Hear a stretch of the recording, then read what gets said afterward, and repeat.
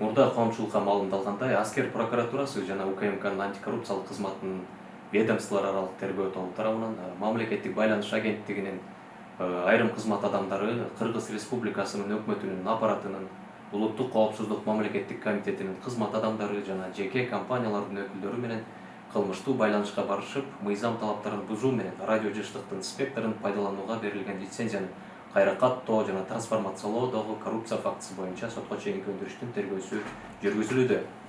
Аталган иштин алкагында 2021-жылдын 2-февралында Жазык процесстик кодексинин 98-беренесине ылайык, Жазык кодексинин 319-беренесинин 1-бөлүгүндө каралган кылмышты жасаган деп шектелип, Sky Mobile ЖЧКсынын мурдагы башкы директору Кражан Евген Викторович кармалып, УКМКнын убактылуу кармоочу жайына киргизилген.